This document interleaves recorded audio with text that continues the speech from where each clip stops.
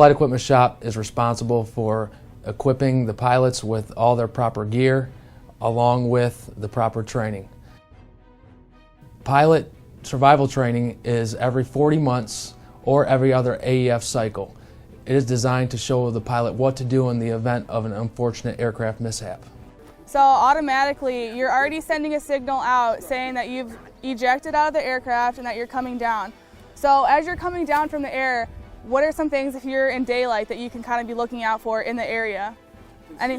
Yeah. So if you can, when you're up there, you can see a lot farther than when you're on the ground. So you want to look for water, if you can see any water areas. If you see any small villages or anything like that, you'll want to stay away from that way. Any roads that you might come across, anything that will help you once you hit the ground. You want to gather up your equipment, anything that you need, like necessary in your survival kit, try and grab that. It's going to be all open, so you might want to just grab your rucksack.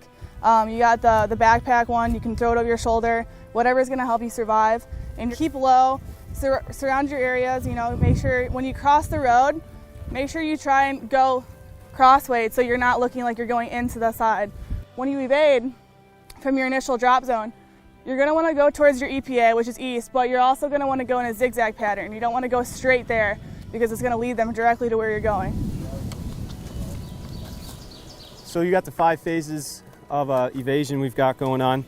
And right now you've guys gone through initial movement, moving on to the hole-up site. You want to hydrate, take care of yourself.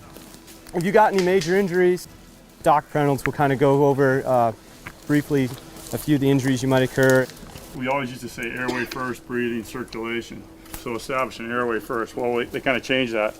They changed the acronym to MARCH. Massive hemorrhage control first, then airway, then respirations or breathing problems, then circulation, and H is hypothermia, to keep yourself from getting cold. But the bottom line is, by teaching the guys to control hemorrhage first, they save a lot more lives. So, like I said, that tourniquet's in one of these pockets. It's real simple to apply, and if you can get that thing on, if you're bleeding massively, you can prevent yourself from bleeding to death. So you've taken care of any type of medical issues you might have, and hopefully you've got yourself hydrated with some of the water that's in here.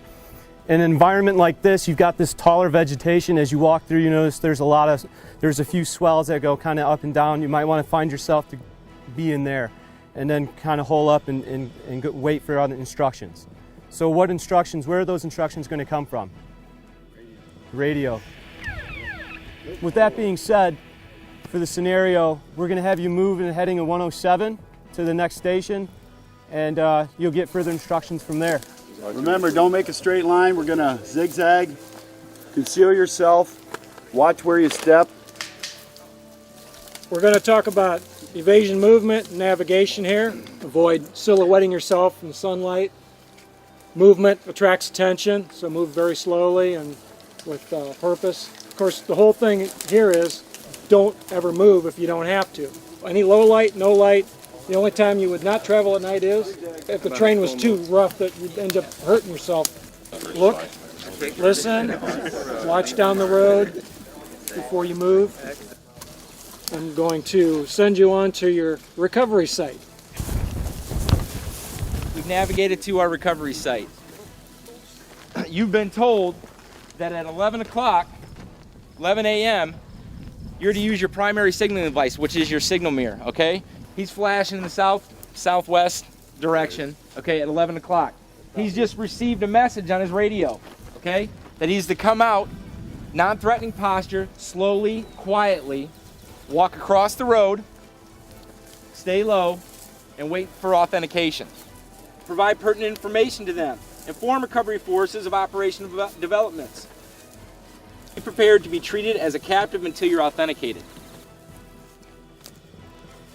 It was a successful day. When a pilot ejection happens, you never know where you're going to be, who you're going to be with, or what's going to be around you. The training today will help these pilots throughout their career.